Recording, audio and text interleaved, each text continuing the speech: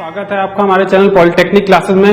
Friends, आज जो हम स्टार्ट करने जा रहे हैं बेटा, एक नया जो सब्जेक्ट है, काफी स्टूडेंट्स की डिमांड थी बेटा कि एमएमआई सब्जेक्ट को पढ़ाया जाए, मेट्रोलॉजी मेजरिंग इंस्ट्रूमेंट, जो कि सब्जेक्ट बहुत ही अच्छा है, इंस्ट्रूमेंट से रिलेटेड सब्जेक्ट है। तो इसको आज हम लोग स्टार्ट करने जा रहे हैं और आज हम लोग बेसिक चीजें पढ़ेंगे, स्टार्टिंग में पढ़ेंगे, इंट्रोडक्शन चीजें पढ़ेंगे कि किस तरीके से मेट्रोलॉजी का यूज किया जाता है। ठीक है फ्रेंड्स, तो वीडियो को शेयर करते रहिएगा और वीडियो को एंड तक देखिएगा ताकि आपको जो चीजें हैं आपके एग्जाम में जो आनी है वो आपके समझ में आए, और अपने दोस्तों के साथ ज्यादा शेयर कीजिए क्योंकि अभी एग्जाम नजदीक है और सभी फ्रेंड्स आप लोग के पढ़ सके और अच्छे से तैयारी कर सके। क्योंकि हम जो स्टार्ट कर दिए बेटा, तो हम लोग इसका पूरा सिलेबस आपका लेकर चलेंगे और एग्जाम से पहले कोशिश करेंगे कि आप लोग के जो सारे पूरा जो सिलेबस है वो ऑलमोस्ट कंप्लीट कर दिया जाए। ठीक है फ्रेंड, तो आज जो हम स्टडी करने जा रहे हैं, मैंने बताया वैसे ही हम लोग इंट्रोडक्शन शुरू करने जा रहे हैं और एक दो क्लासेस में हम लोग लगभग इंट्रोडक्शन को कंप्लीट करा देंगे। ठीक है फ्रेंड्स, तो आज जो स्टार्ट करने जा रहे हैं बहुत बेसिक मेट्रोलॉजी, हम लोग मेट्रोलॉजी के बारे में डिस्कस करेंगे कि मेट्रोलॉजी क्या होती है, मेजरिंग इंस्ट्रूमेंट्स। तो metrology MMI means metrology and measuring instrument, मापनिकी एंड मापक यंत्र।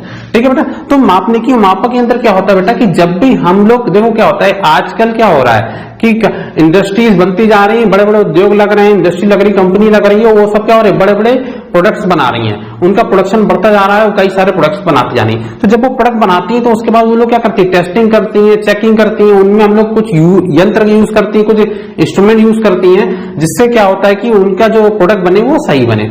तो जितनी ज्यादा कंपनी होंगी बेटा उतना ही ज्यादा धीरे धीरे क्या हो रहा है, डेवलपमेंट होता जा रहा है, साल साल उतना ही क्या हो रहा है, डेवलपमेंट बढ़ रहा है, तो उतना ही ज्यादा कंपनी प्रोडक्शन कर रही है। ठीक है बेटा, तो प्रोडक्ट भी बना रही है। अब जो प्रोडक्ट बन रहा है वो कैसा बनना चाहिए, कंपनी के द्वारा प्रोडक्ट अच्छे बनने चाहिए, क्वालिटी प्रोडक्ट बनने चाहिए। ठीक है फ्रेंड्स, और प्रोडक्शन भी सही होना चाहिए। तो इन दोनों के बीच मींस जो प्रोडक्ट है वो क्वालिटी प्रोडक्ट भी बने और प्रोडक्शन भी हमारा कंटिन्यूसली चलता रहे, जिससे जो कस्टमर की डिमांड है वो पूरी हो सके। तो ये सब चीजों को बैलेंस बनाने के लिए हम लोग क्या यूज करते हैं कि कुछ ना कुछ मेजरिंग इंस्ट्रूमेंट यूज करते हैं या मेट्रोलॉजी यूज करते हैं, जिससे जो हमारा प्रोडक्ट बने उसकी क्वालिटी भी बनी रहे और प्रोडक्ट की जो प्रोडक्शन है वो कंटिन्यूसली हमारा चलता रहे। तो इसी चीज को, यही विषय है हमारा बेटा, यही सब्जेक्ट, इसमें हम लोग मेट्रोलॉजी और मेजरिंग इंस्ट्रूमेंट का यूज हम लोग करते हैं। तो देख लीजिए बेटा, मेट्रोलॉजी के बारे में मैंने लिखा हुआ है, मापनिकी और मापक यंत्र विषय में हम लोग इस बात की जानकारी देता है कि किसी उत्पादन प्रक्रम में किस तरह की गुणवत्ता और उत्पादकता में सामंजस्य बनाए रखा जा सकता है। ठीक है फ्रेंड, जैसे मतलब क्वालिटी हो गया, दूसरा हो गया हमारा प्रोडक्टिविटी, ठीक है, या प्रोडक्शन। तो हम लोग यही चीज ध्यान रखते हैं कि जब भी हम लोग कोई प्रोडक्ट बनाते हैं तो उसमें हमारे क्वालिटी प्रोडक्ट बनने चाहिए और साथ साथ हमारे प्रोडक्ट कैसे बनने चाहिए, प्रोडक्शन हमारा कंटिन्यूसली चलता रहना चाहिए। ठीक है बेटा, तो इसमें हम लोग क्या करते हैं, मेट्रोलॉजी हम लोग सारे मापक यंत्र होते हैं, मेजरिंग इंस्ट्रूमेंट्स होते हैं, उन सबकी बारे में स्टडी करते हैं। ठीक है बेटा, तो मापनिकी के अंतर्गत मापन की मानक इकाइयां मींस स्टैंडर्ड यूनिट्स, जो भी हम लोग मेजरिंग कर रहे हैं उनकी स्टैंडर्ड यूनिट्स, मापन यंत्र, ठीक है ना, मेजरिंग इंस्ट्रूमेंट्स हो गए, और मापन प्रक्रियाओं का अध्ययन किया जाता है कि जो हमारे इंस्ट्रूमेंट्स होते हैं या जो प्रोसेसेस होते हैं उनके बारे में पूरी स्टडी की जाती है। तो इसमें हम लोग बेटा यही पढ़ते हैं, क्योंकि जब भी हम लोग कोई प्रोडक्शन करते हैं, प्रोडक्ट बनाते हैं, तो उसमें क्या होता है बेटा कि कई सारे प्रोडक्ट बनाया जाता है, तो उनका इंस्पेक्शन किया जाता है, उनमें इंस्पेक्शन के लिए टूल यूज करते हैं, इंस्ट्रूमेंट यूज करते हैं, मेजरिंग इंस्ट्रूमेंट यूज करते हैं। तो जब हम लोग इन चीजों का यूज करते हैं तो इससे क्या होता है कि बेटा जो प्रोडक्शन है वो हमारा एक्यूरेट होता है। लेकिन हम लोग ये भी चीज ध्यान में रखना चाहिए कि जो हमारा इंस्पेक्शन है या जो मेजरिंग इंस्ट्रूमेंट है उनका बहुत ज्यादा यूज नहीं किया जाए। ठीक है बेटा, अगर ज्यादा यूज करेंगे तो उससे क्या होगी, जो कॉस्ट है वो हमारी प्रोडक्ट की बढ़ेगी और उसके कारण हमें लॉस में जाएगा। तो ये चीज बैलेंस बना के रखी जाती है कि जो हमारा मेजरिंग इंस्ट्रूमेंट वो बहुत ज्यादा यूज में ना लिया जाए, लिमिटेड यूज में लिया जाए, जिससे हमारा प्रोडक्ट है उसके बारे में एग्जैक्ट हमें पता चल सके और उसके कारण उसका प्रोडक्शन हम लोग बढ़ा सके। तो अब हम बात कर रहे हैं, नेक्स्ट टॉपिक है स्कोप ऑफ मेट्रोलॉजी। ये हम लोग कह रहे हैं कार्य क्षेत्र क्या होता है। ठीक है बेटा, जो हम लोग मेट्रोलॉजी होती है, जो हम लोग का मापनिकी होता है, उसका स्कोप क्या होता है, कहां कहां यूज कर सकते हैं, कैसे कैसे यूज कर सकते हैं। ठीक है, जिसमें पहला पॉइंट मैंने लिखा है निरीक्षण, इंस्पेक्शन। ऑब्वियस सी बात है, अभी मैंने डिस्कस किया बेटा कि जो हमारा स्कोप होता है मेट्रोलॉजी का, सबसे पहला स्कोप कहां पर होता है, इंस्पेक्शन में। तो ऑब्वियस सी बात है, जब भी प्रोडक्ट बनाते हैं हम लोग तो क्या करते हैं, उसका इंस्पेक्शन करते हैं, उसकी चेकिंग करते हैं, जो प्रोडक्ट बन रहा है कैसा बन रहा है, कि सही बन रहा है कि नहीं। उसके लिए हम लोग कुछ इंस्ट्रूमेंट से, कुछ टूल से, कुछ हम लोग मेजरिंग इंस्ट्रूमेंट का यूज करते हैं, जिसके कारण जो हमारा प्रोडक्ट होता है वो हमारा अच्छा बनता है। ठीक है बेटा, तो सबसे पहली बात होती है कि जब भी हम लोग प्रोडक्शन करें, अब कंपनी में क्या होता है बेटा कि जब भी प्रोडक्ट होता है, प्रोडक्शन होता है, तो उसमें क्या होता है कि कई सारे प्रोडक्ट बनते हैं। तो उसमें कई सारे जब प्रोडक्ट बनते हैं तो उनमें मास प्रोडक्शन होता है। तो कई सारे जब प्रोडक्शन होते हैं तो उसमें क्वालिटी कंट्रोल या उसमें हर चीजों का कंट्रोल करना बहुत आवश्यक होता है। तो उसके लिए हम लोग इंस्पेक्शन बहुत ज्यादा जरूरी हो जाता है। ठीक है फ्रेंड्स, उसके बाद नेक्स्ट सेकंड पॉइंट है उत्पादन प्रक्रम का नियंत्रण। ठीक है बेटा, ये भी बात होती है कि जब भी हम लोग प्रोडक्ट बना रहे हैं, ठीक है ना, तो जो प्रोडक्शन प्रोसेस है उसका कंट्रोल करना बहुत जरूरी है कि जो हमारा प्रोडक्शन प्रोसेस है उसका कंट्रोल होना चाहिए, कंट्रोल ऑफ प्रोडक्शन प्रोसेस। ठीक है फ्रेंड, तो ये चीजों का बहुत ज्यादा होना चाहिए, क्योंकि बेटा क्या होता है जब भी हम प्रोडक्ट बनाते हैं तो बहुत चीजें यूज में ली जाती हैं, कई चीजें बनाते हैं, उसके बाद जब प्रोडक्ट हमारा बनता है तो उसके बाद हम लोग क्या करते हैं, उसका इंस्पेक्शन करते हैं, उसकी टेस्टिंग करते हैं, उसकी चेकिंग करते हैं, उसके बाद हम लोग उसका प्रोडक्शन बढ़ाते हैं। ठीक है फ्रेंड, तो ये सब चीजें की जाती है। तो इसमें क्या होता है कि जब हम लोग इंस्पेक्शन करते हैं हमें पता चलता है कि जो हमारा प्रोडक्ट है वो किस टाइप से बन रहा है, क्या प्रोडक्ट बन रहा है, कितना प्रोडक्शन इंक्रीज करना है, कितना प्रोडक्शन घटाना है, ये सारी चीजें हम लोग किसमें करते हैं, उत्पादन प्रक्रम के नियंत्रण में। तो हम लोग ये कंट्रोल किया जाता है कि प्रोडक्शन प्रोसेस को किस हिसाब से वेरी करेंगे, बढ़ाएंगे कि घटाएंगे। ठीक है फ्रेंड्स, नेक्स्ट जो तीसरा पॉइंट है मापन यंत्रों का कैलिब्रेशन और अनुरक्षण। तो ऑब्वियसली बात है बेटा, कैलिब्रेशन होना चाहिए और अनुरक्षण जिसे हम लोग कहते हैं मेंटेनेंस होना चाहिए। ये दो वर्ड बहुत इंपॉर्टेंट है बेटा मापन यंत्रों के लिए, क्योंकि जब भी हम लोग इंस्ट्रूमेंट यूज करते हैं तो इंस्ट्रूमेंट यूज करते करते क्या होता है बेटा, खराब हो जाते हैं, टेस्टिंग करते हैं तो उसके कारण, इंस्पेक्शन करते हैं तो उसके कारण प्रोडक्ट्स जो हमारे इंस्ट्रूमेंट्स होते हैं वो हमारे खराब होते हैं। तो ये जब इंस्ट्रूमेंट्स हमारे खराब होते हैं तो इन सब इंस्ट्रूमेंट्स का मेंटेनेंस होना चाहिए, कैलिब्रेशन होना चाहिए, अपग्रेड या कहते हैं अपग्रेडेशन होना चाहिए।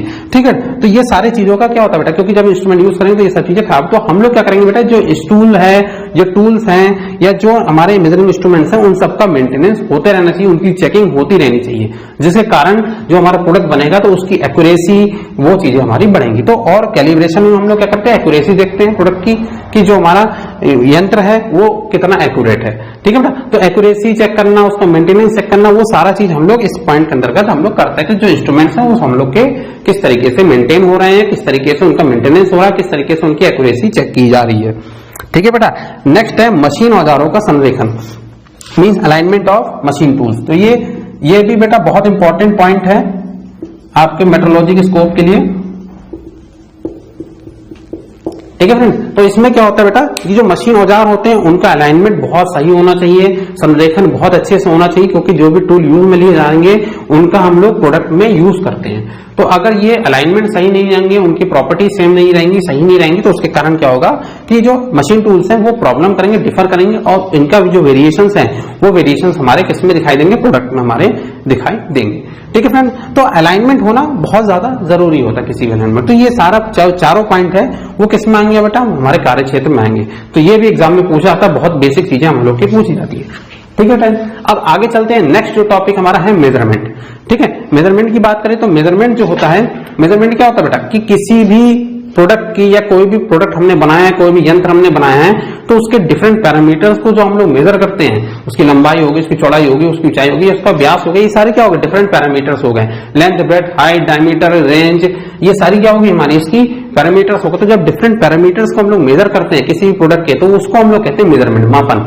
ठीक है बेटा, तो डेफिनेशन देख लीजिएगा, किसी भी वस्तु के विभिन्न प्रचालों की माप लेने की प्रक्रिया को हम लोग मापन कहते हैं। ठीक है फ्रेंड, तो ये चीजें क्लियर होगी, बहुत सिंपल था। अब इसमें क्लासिफिकेशन होता है, कई सारी क्लासेस होती है मेजरमेंट में, हम लोग कई तरीके से मेजरिंग करते हैं, मापन जो करते हैं वो कई तरीके से करते हैं हम लोग। ठीक है बेटा, तो जब हम लोग क्या करते हैं, कभी हम लोग डायरेक्ट मेजरमेंट करते हैं, कभी हम लोग इनडायरेक्ट मेजरमेंट करते हैं। जब हम किसी लेंथ को मेजर करना तो डायरेक्टली हम लोग इसके लिए यूज करते हैं।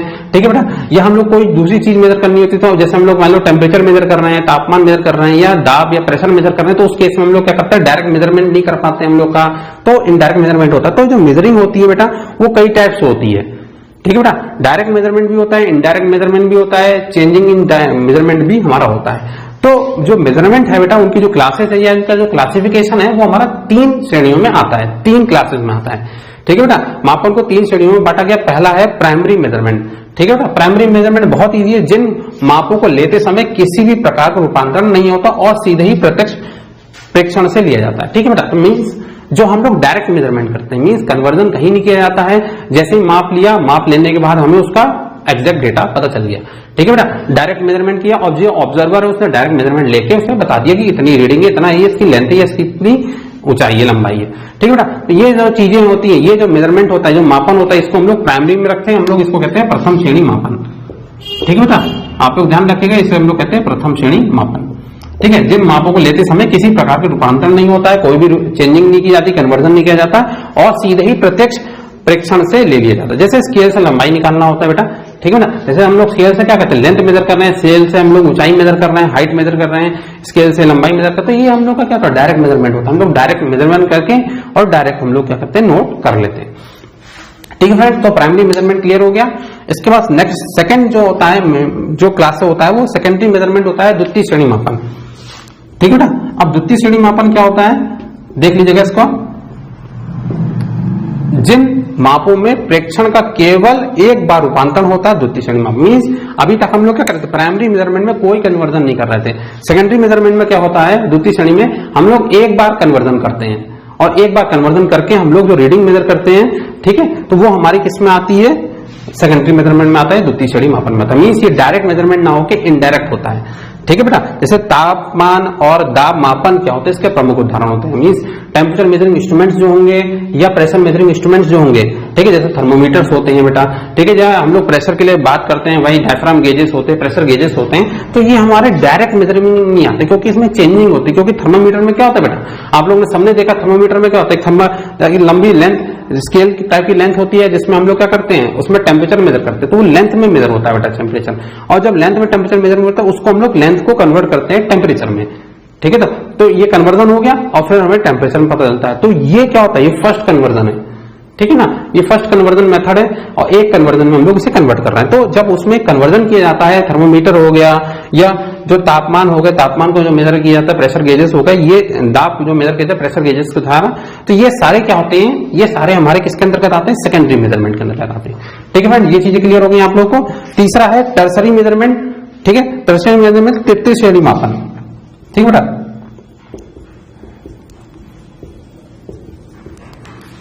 ठीक है, तृतीय श्रेणी मापन।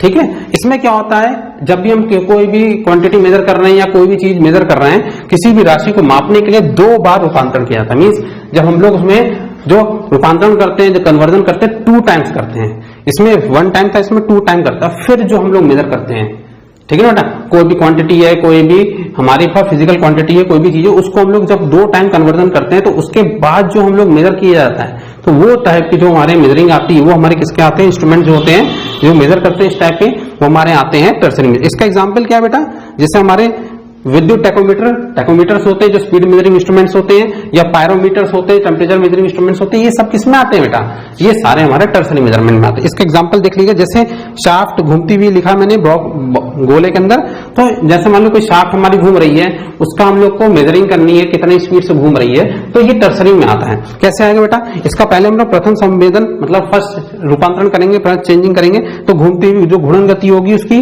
ठीक है ना, वो घूर्णन गति क्या होगा, टैकोमीटर मेजर करेगा। ठीक है, तो टैकोमीटर मेजर करेगा, उसका हम लोग कन्वर्जन करेंगे। वो किसमें चेंज होता है, पहले वोल्टेज में चेंज होता है। क्योंकि क्या होता है बेटा, टैकोमीटर हमारा क्या करता है, इलेक्ट्रिक डिवाइस होती है, जिसके करंट मेजरिंग होती है, तो पहला वो टैकोमीटर जो लेता है, जो शाफ्ट की घूर्णन गति, उसको पहले कन्वर्जन करता है हमारा, पहले लेके फिर हमारा वोल्टेज में कन्वर्जन करता है। ठीक है, तो ये पहली घूर्णन गति हुई, वो घूर्णन गति हमारी पहले कन्वर्ट हुई वोल्टेज में, फिर वोल्टेज कन्वर्ट होने के बाद लंबाई में अंतर, या हम लोग कहते हैं भाई कितना लेंथ में चेंजिंग हो रही है वोल्टमीटर से। तो जो वोल्टमीटर की लेंथ में चेंजिंग होती है, वही हमारा प्रेक्षक या ऑब्जर्वर को पता चलता है, और उससे हमें पता चलता है कि कितनी हमारी जो टैकोमीटर है उसकी स्पीड कितनी है, या जो शाफ्ट है उसकी स्पीड हमारी कितनी है। तो इसमें जो विद्युत टैकोमीटर्स होते हैं, जो पायरोमीटर्स यंत्र होते हैं, जो इंस्ट्रूमेंट्स होते हैं, वो किसके अंतर्गत आते हैं, हमारे टर्सरी मेजरमेंट के अंदर। ठीक है बेटा, ये बहुत अच्छा एग्जांपल है हमारा विद्युत टैकोमीटर का और पायरोमीटर का। ठीक है फ्रेंड्स, चलिए आगे चलते हैं, आगे बात करते हैं। नेक्स्ट टॉपिक है, चलिए आगे चलते हैं, आगे बात करते हैं। इसके बाद कुछ हम लोग इंपॉर्टेंट डेफिनेशंस की बात करना है। कुछ इंपॉर्टेंट डेफिनेशंस होते हैं मेजरमेंट से रिलेटेड। ठीक है फ्रेंड्स, तो उसके बारे में बहुत डिस्कस करेंगे। बहुत ही सिंपल टॉपिक्स हैं, ये बहुत सिंपल टॉपिक है कि 2 नंबर में आपके एग्जाम में पूछे जाते हैं। ठीक है फ्रेंड्स, तो पहला क्या है, लीस्ट काउंट, जिसे हम लोग कहते हैं अल्पतमान। तो ये चीज आप लोग ध्यान रखिएगा, बहुत ही आसान है अल्पतमान, कि जब भी हम किसी इंस्ट्रूमेंट के थ्रू कोई भी चीज मेजर करते हैं, ठीक है बेटा, जब हम लोग लंबाई मेजर कर रहे हैं या हम लोग कोई चीज मेजर कर रहे हैं, तो उसमें जो हम मिनिमम मेजरमेंट आता है, ठीक है बेटा, तो जो मिनिमम मेजरमेंट है, कम से कम न्यूनतम माप जो मेजर की जाती है, वो हमें कहलाता है हमारा अल्पतमान। तो आप लोग देख लीजिएगा बेटा, मापन क्रिया में किसी मापन यंत्र द्वारा मापे जा सके न्यूनतम मान को अल्पतमान कहते हैं। ठीक है, माइक्रोमीटर के लिए इसे 0.01 mm, 0.001 mm या 0.01 mm होता है। ठीक है बेटा, ये माइक्रोमीटर पे डिपेंड करता है कि माइक्रोमीटर हमारा कितना है। ठीक है फ्रेंड, ये चीजें क्लियर होगी आप लोगों को। ठीक है, मतलब मीन्स कि मिनिमम से मिनिमम मेजरमेंट जो हमारा इंस्ट्रूमेंट मेजर कर सके। सिंपल बात उसको कहते हैं हम लोग लीस्ट काउंट। ठीक है बेटा, हर एक इंस्ट्रूमेंट का अपना अपना लीस्ट काउंट होता है, जिससे हम लोग कहते हैं कि भाई अगर स्केल की बात करें, सिंपल जो रूलर स्केल होता है जो हम लोग यूज करते हैं, उसकी मिनिमम जो मेजरमेंट होता है वो 1 mm होता है, तो वही एलसी हो जाती है हमारी स्केल की। ठीक है, तो इसी तरीके से आप लोग हर एक इंस्ट्रूमेंट का पता लगा सकते हैं, सिंपल बात है। ठीक है फ्रेंड्स, चलिए आगे चलते हैं, नेक्स्ट बात करते हैं। हमारा जो नेक्स्ट है टॉपिक है, नेक्स्ट है रेंज, जिसे हम लोग कहते हैं परास। ठीक है ना, किसी मापन यंत्र द्वारा नापी जा सकने वाली अधिकतम माप को परास कहते हैं। ठीक है, क्लियर हो रहा है, मींस मैक्सिमम मेजरमेंट। यहाँ पे मिनिमम मेजरमेंट था, यहाँ पे मैक्सिमम मेजरमेंट है। तो किसी भी इंस्ट्रूमेंट के द्वारा जो मैक्सिमम मेजरमेंट हम लोग मेजर कर सकते हैं वो हमारी क्या कहलाती है, रेंज कराती है, जैसे हम लोग कहते हैं परास। ठीक है फ्रेंड्स, तो यहां पे देख लीजिएगा, जैसे 0 से 25 mm या 0 से 50 mm किसके लिए होता है, माइक्रोमीटर के लिए होता है।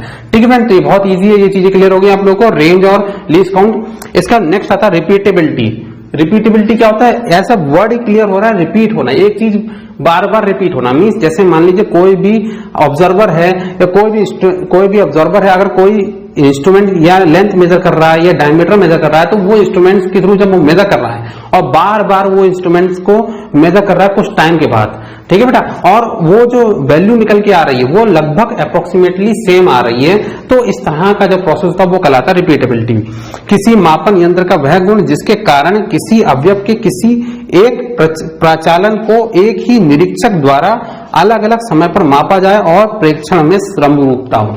ठीक है फ्रेंड, तो ये चीजें क्लियर हो गई। मतलब कि अगर कोई एक पैरामीटर मेजर कर रहे हैं, जैसे मान लो कि भाई ये हमारे पास कोई रॉड है, रॉड की लेंथ को मेजर कर रहे हैं, ठीक है बेटा, तो रॉड की एक लेंथ को मेजर कर रहा है, तो कोई एक ऑब्जर्वर है, कोई इंस्पेक्टर है, वो इसको मेजर कर रहा है और अलग अलग समय पर माप रहा है, कुछ कुछ अलग के बाद, और ये जो ऑब्जर्वेशन हो रहा है इसमें जो लेंथ की रीडिंग आ रही है वो लगभग सेम आ रही है।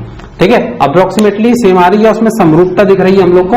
तो इस तरह का जो प्रोसेस होता है ये हमारा क्या कहलाता है, रिपीटेबिलिटी भी कहते हैं। ठीक है फ्रेंड, तो रिपीटेबिलिटी का एक वर्ड मैं जरा देख लेता हूं आपको। इंग्लिश में भी ये सेम है, बेटा हिंदी में भी यही सेम है, कोई नया वर्ड नहीं है इसमें। ठीक है फ्रेंड, क्लियर हो गया इसमें। नेक्स्ट जो है एक्यूरेसी बात कर रहे हैं हम लोग। एक्यूरेसी हम लोग कह रहे हैं यथार्थता। ठीक है बेटा, लिख लीजिएगा आप लोग, ये हम लोग कह रहे हैं यथार्थता, एक्यूरेसी। ठीक है फ्रेंड, तो एक्यूरेसी की बात कर रहे हैं, यथार्थता की या बात कर रहे हैं किसी मापन यंत्र द्वारा नापे गए मान की वास्तविक मान से निकटता को हम लोग कहते हैं यथार्थता। मींस एक्यूरेसी क्या होती है, जैसे मान लीजिए हम लोग ये लेंथ मेजर करें रॉड की, इस रॉड की लेंथ आई 1.25 mm आ रही है। ठीक है बेटा, अब हम लोगों ने बार बार मेजर करी तो ये इसकी लेंथ आ रही है अप्रोक्सीमेटली 1.424 mm, 1.14 mm आ रही है, कभी कभी आ रही है 1.31 mm आ रही है। ठीक है फ्रेंड्स, इस तरीके से रेंज आ रही है। ठीक है, इस तरीके से रीडिंग आ रही है, तो वेरिएशन हो सकता है बेटा, थोड़ा बहुत वेरिएशन हो सकता है हमारा। तो अगर ये जो डिफरेंट टाइप्स की जो ये आ रही है, ये सब क्या है बेटा, ये मापन यंत्र में मापे गए वास्तविक मान, एक्चुअल जो रेंज है, मान लीजिए स्टैंडर्ड 1.25, इससे जो ये क्लोजनेस वैल्यू है, ये सारी वैल्यू क्या बता रही है हमारी, ये एक्यूरेसी बता रही है कि ये जो इंस्ट्रूमेंट है कितना एक्यूरेट है, और ये जो प्रोसेस होती है इसी को हम लोग कहते हैं एक्यूरेसी।